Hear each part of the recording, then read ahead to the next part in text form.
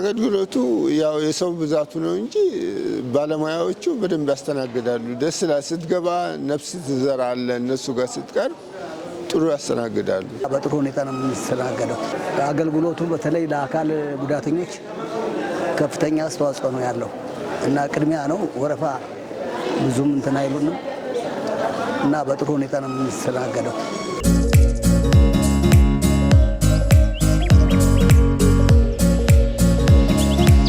ቤት ገዝቼ ስም ለማዛወር ነበር የመጣሁት እና በአገልግሎታቸው እስካሁን ድረስ ባለው ሂደት እኔ በጣም ተደስቻለሁ።